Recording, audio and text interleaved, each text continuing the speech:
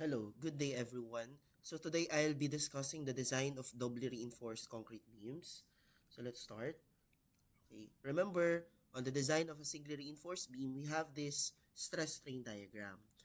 So we design a beam based on the given factored moment. Okay, and then we want the design to be in tension control limit. Our beam will be in tension control limit if the strain will be, of course, greater than the tension control limit strain. Okay, so which is equal to 0.005.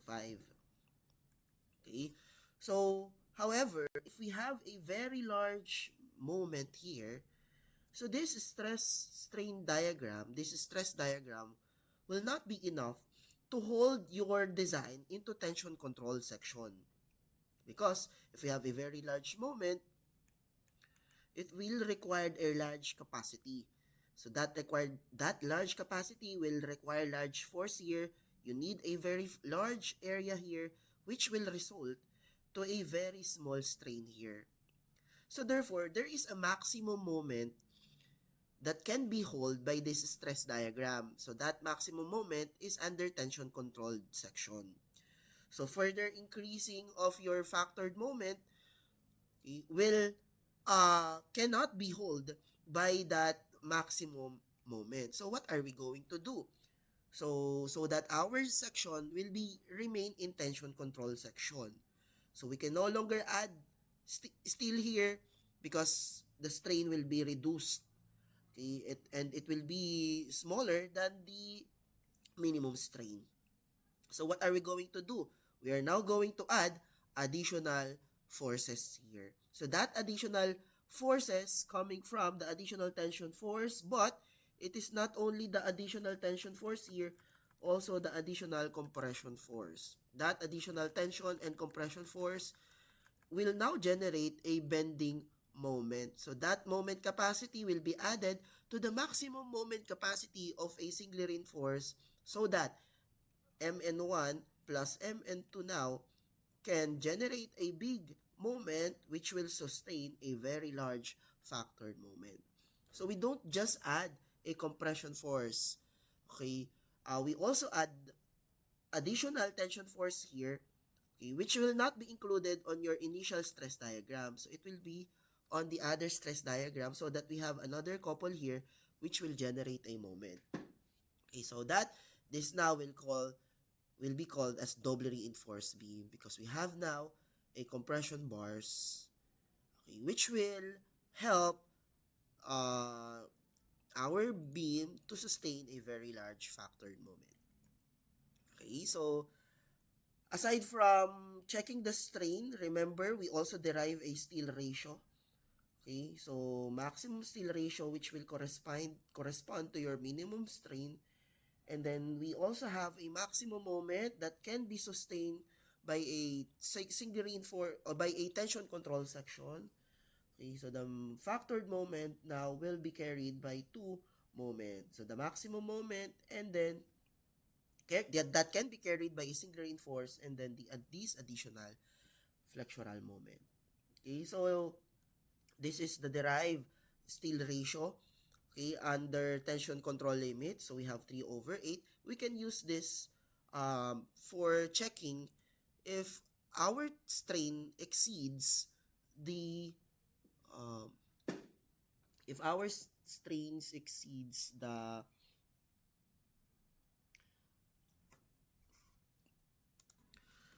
okay, or we can also use this maximum steel ratio if our actual steel ratio exceeds this raw max, which is also uh, similar to checking of your strain.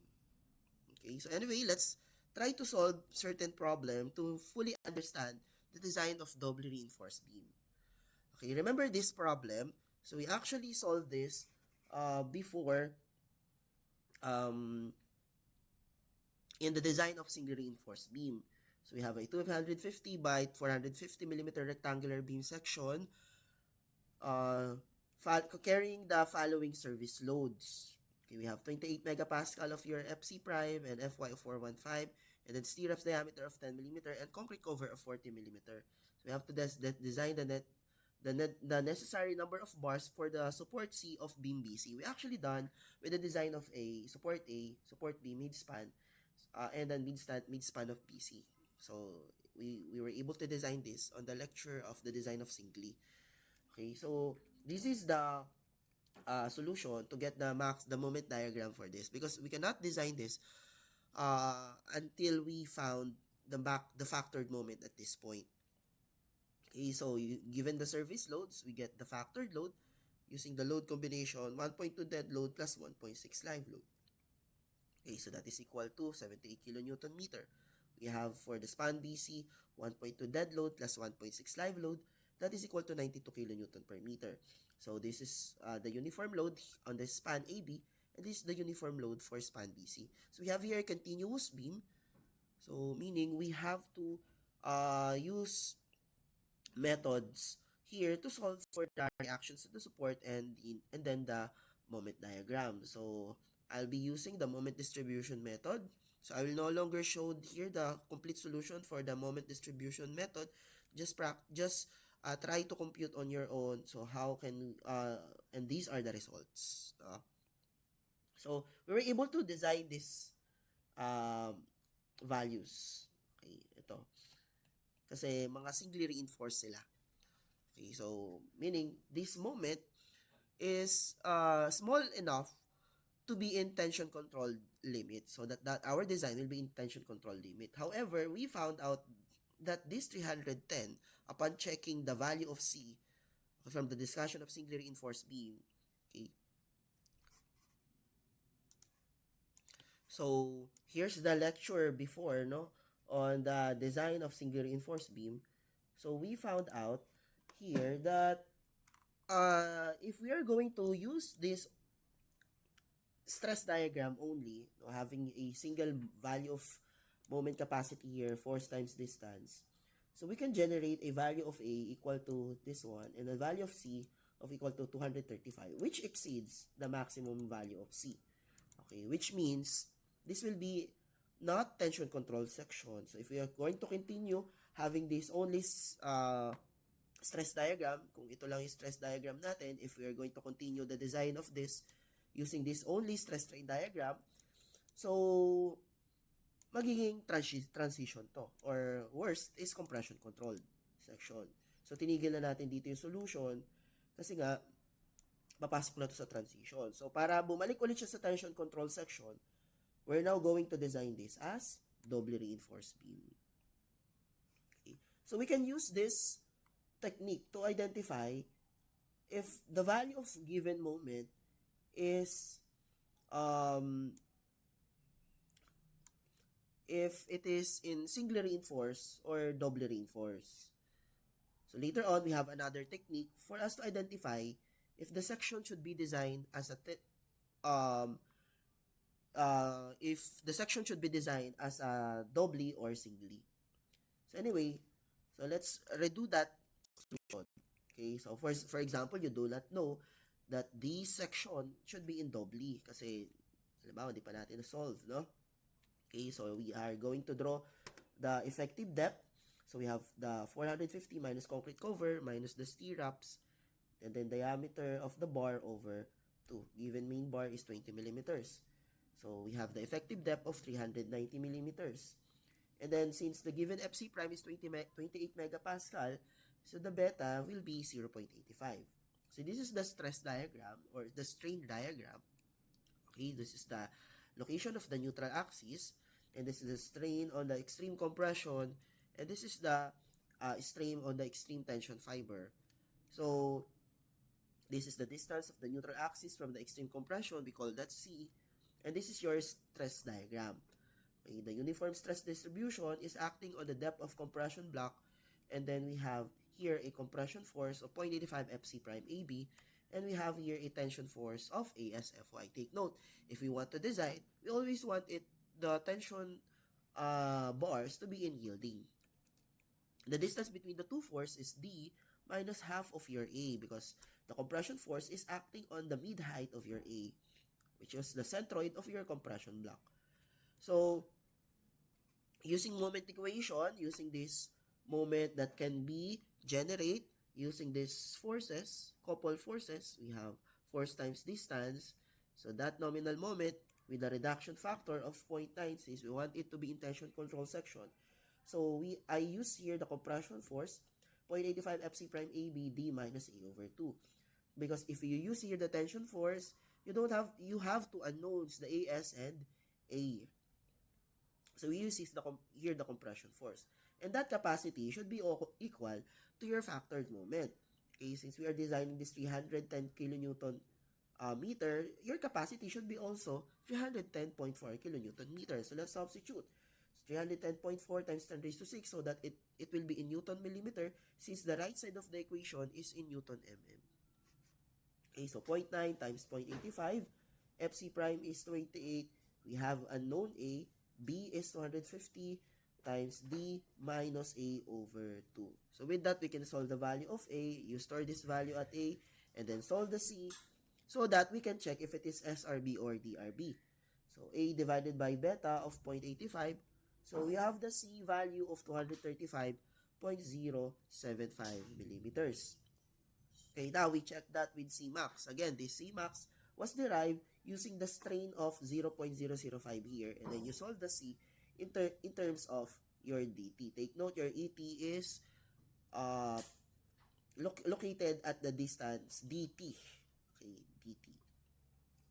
So, we have 3 over 8 times 390. So, the Cmax is 146. Then, we found out now that C is greater than your Cmax. Meaning, if you continue the design of this section, it will be in transition, the worst case in compression control. So, what we're going to do now? Okay, instead of designing this with only tension bars here, what we are going to do is to add additional reinforcement. Okay, so this will now be, so we are now going to consider adding compression reinforcement. Not only compression reinforcement but additional tension reinforcement, pero hindi dito sa stress diagram na to. Kasi pag dinagdagan pa natin to class, nang dinamihan pa natin to, so mapupunta nga tayo doon sa value ng doon sa transition. So may limit lang tayo dito. So what will be that limit? Okay? So this will now be the strain diagram, okay, of the maximum capacity of a singly reinforced. So sasagarin natin yung moment na kaya niyang ma-generate as a singly reinforced. So what will be that moment? So that will be based on the strain of 0.005. So yung maximum the AS here, okay, and dito yung AS para sa stress diagram na to, you maximize that, meaning you are going to use here Cmax because you have here strain of 0.005, which is 3 over 8. Yung Cmax natin, 3 over 8 ng dt. Okay? Dahil na insufficient yan, class, we are now going to add additional force here, okay, which is AS2FY. So this will be added now to your AS max. So this AS2 and AS max here will be your total tension reinforcement. So additional tension force, ASFY. And then we also add here the compression bars due to the compression bars. So magdadagdag tayo ng bakal dito, class. Okay? Which is in location natin. So we are going to call this as AS prime, the area of the compression bars. That force is stress times the area. So the stress is based on the strain here. So we have to solve later the strain here. And then you multiply it to the area. Okay.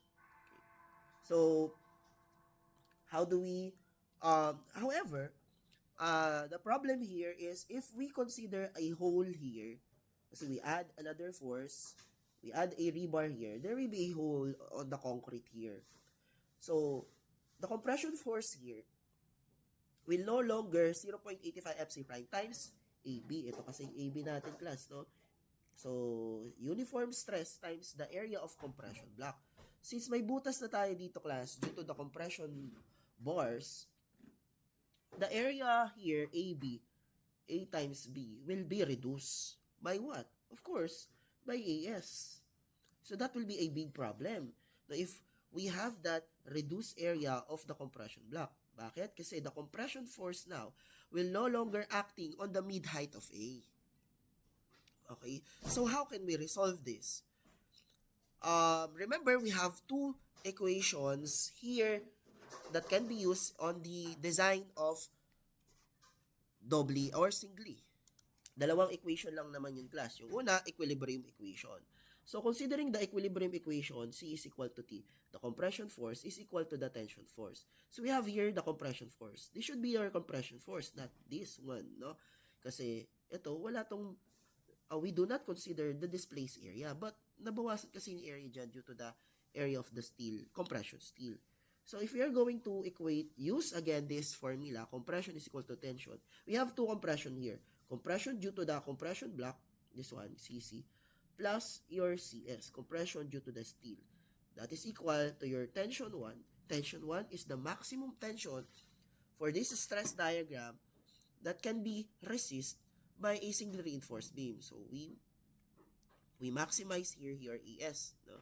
Plus P2.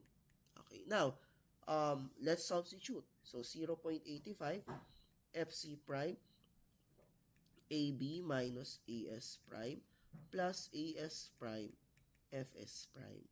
So, is equal to T1 plus T2. Now, instead of having AS here, so I will distribute the 0.85 FC prime here. 0.85 FC prime AB minus 0.85 FC prime AS prime plus AS prime FS prime is equal to T1, T2. So, I will combine these two since they have the same centroid. Diba? Yung minus AS prime na to have the same centroid with the compression force here. So, we can combine them. Okay, combining them, so we can factor out the AS here. Okay, so, rearrange ko lang 0.85 FC prime AB. So, rearrange ko lang plus AS prime FS prime minus 0.85 FC prime. Okay, AS prime. Diba? Both of them, FS prime. So, this is AS prime, FS prime, and we have minus 0.85 FC prime, AS prime is equal to T1, T2. So, I can factor out AS prime. Okay, so plus AS prime, FS prime minus 0.85 FC prime is equal to T1, T2. So, 0.85 FC prime AB. So, instead of having minus AS prime here, okay, because it will be more complex, no, to analyze having minus AS here. So, instead of having minus AS here, mababawasan kasi yung area ng compression block natin. The centroid will no longer be located at the mid-height of A.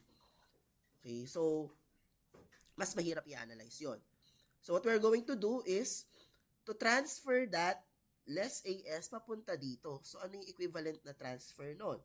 So, ito na yung magiging formula natin, no? Instead of using this, we use this AS FS prime less 0.85 FC prime. So, by considering concrete displays, so we reduce here the stress being reduced by 0.85 FC prime. So, we consider the concrete displays here. Okay?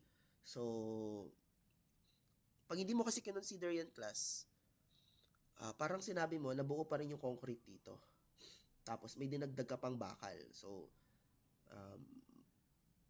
medyo may discrepancy. May discrepancy yung class doon sa magiging final answer natin.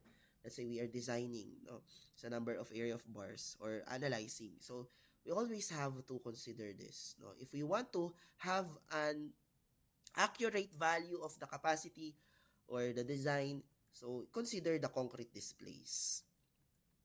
But sa board exam, minsan, no, so on your design, you may consider this, no. On this lecture, on this subject, we have to consider the concrete displays. But you will encounter, if you are reviewing na, no, sa board exam, so, minsan, hindi ko na-consider tong concrete displays. So, hindi na sinasama tong less 0.85 FC prime. So, ganito pa rin yung compression force mo. Tapos, ganito pa rin yung tension. Yung compression due to the steel. But on our case, we will consider the concrete displace. So instead of using this compression force due to the compression block, okay, so we use this one. No? Hindi na rin natin to gagamitin. So ito ang gagamitin natin. Then we have a reduced 0.85 FC prime. This is due to the transferring of AS prime dito. No? Instead na dito siya, nilipat natin siya dito. Okay? So let's try. Let's continue, no? So what will be the distance? Since later on we need the moment. These are couple forces, T2 and CS. These are couple forces. Okay, so what will be the distance between the two forces? Take note, class, this area of your steel in compression. So this compression bar is located at the concrete cover plus diameter of the stirrups plus the diameter of the bar over 2. So we call this as D prime. Okay, so we can solve here the D prime later. So meaning the distance between the two forces, the additional tension force here and then the additional compression due to the compression bar will be total depth. Okay, so total depth minus D prime. Okay, so that is total depth, the effective depth rather, minus the D prime. Okay. So that will generate additional bending moment which will help the maximum moment as a singly reinforced beam. Okay. So again, class, no, if we are designing a double reinforced beam, it will be always in tension controlled if you maximize the value of C, meaning the value of C is also equal, will be always equal to C max. Okay? And aside from that, since as we can see here, no, the tension force is always yielding. Okay? But the compression force is not yet yielding. We do not know if this is yielding or not. Okay? Because we can only maximize the use of the tension reinforcement to be in yielding. So we can combine these two forces because they are located on the same level. Okay, so since they are both yielding, okay, we can factor out since later on you add the T1 plus T2, no, adding so on the right side of the equation. So C is equal to T. So we have AS max, okay, Fy plus AS2 Fy. So factoring out Fy, so we have Fy multiplied to AS max plus AS2. And that AS max plus AS2 is your total tension reinforcement. So we just add the two tension force here so that we can simplify this tension force here. So which is equal now to your ASFY. Okay? So this will now be your stress strain diagram for a doubly reinforced concrete beams. Okay. We just combine here the total tension force and then we have it two compression force. The 0.85 FC prime, which is located at D minus A over 2, and then the additional compression force due to the compression steel, which is AS prime, FS prime, minus 0.85 FC prime. So taking moment, so the distance is D minus D prime. Okay, so now let's get the moment equation. Take note, class, your moment equation now will no longer just 0.85 FC prime D minus A over 2. Remember, this is the moment equation if we have a singly reinforced beam. We now add the moment generated by this compression force. Do not take the moment of this tension force. Take the moment of the compression force added to another compression force. Okay, so 0.85 FC prime due to the compression force due to the compression block, and then this one due to the compression bars. Okay, so you have AS prime, FS prime minus 0.85 FC prime times the distance between the two forces. So this is your nominal moment 1 and this is the nominal moment 2.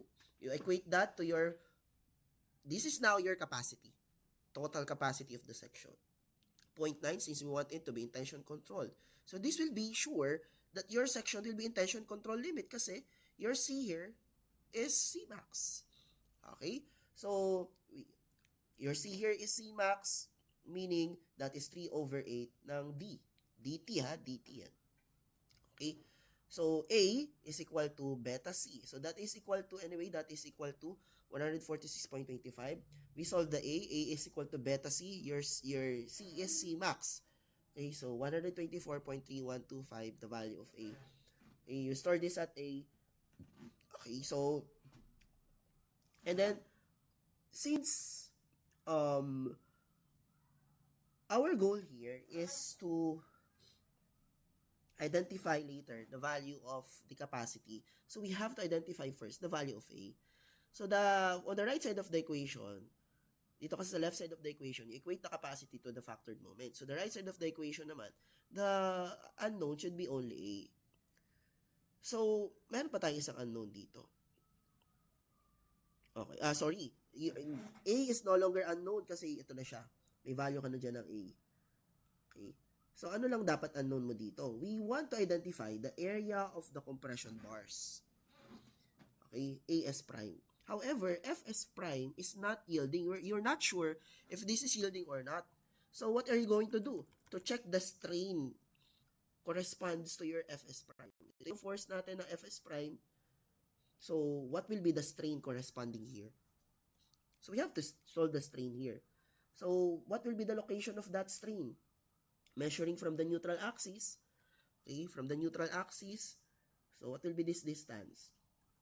So, that is, so this is C. Okay, so that distance will be C minus, this is D prime. So, that distance will be C minus D prime. By ratio and proportion, so we can have, by ratio and proportion, this triangle is proportion to this triangle. Okay, so we have ES prime over your C, which is C max, is proportion to 0.003.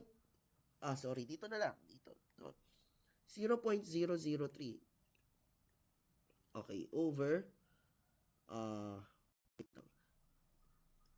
ulit. Okay, so your ES prime, okay, this is C minus D, ES prime, this triangle, over C minus D prime rather, is proportion to this triangle, which is 0.003 over, yan, C. Okay, so this will be your ES prime, 0.003 C minus D prime all over C. Okay, we have to check the strain. Okay, so this is the ratio and proportion. So your C here is your C max, no? Okay. Anyway, what will be the D prime? So let's solve the D prime muna. So D prime is concrete cover plus the diameter ng stirrups plus the diameter of the bar over 2. Okay. So concrete cover, diameter ng stirrups, diameter ng bar over 2. So that is 60 mm. Okay, so substituting ES prime 0.003 C minus D prime. This is your C minus D prime over C. Your ES prime is 0.0017692. You compare that to the yielding strain, Fy over E. Fy is 415, E, modulus of elasticity is 200 megapascal. So the value is 0.002. So as we can see, the strain is less than the yielding. What does it mean? Compression still does not yield. So we have to use same concept pa rin to class, no? If the steel does not yield, we have to use the Fs prime, not the Fy. Okay, from the stress strain diagram or from the stress strain diagram. So this is your stress values, okay, and this is your strain, okay, or ET, or ES. This is the yielding strain. If the strain is less than the yielding, so you use here, this is the Fy limit, no? So if the strain here you can use the Hooke's law. So this is your Fs. So meaning, applying the Hooke's law is rise over run, meaning the stress is equal to the strain times modulus of elasticity if the steel does not yield. However, if steel yields, remember, for example, we have here a strain, this strain, and then you get the equivalent value of stress. You cannot calculate the stress here. So what we're going to use is the yielding stress.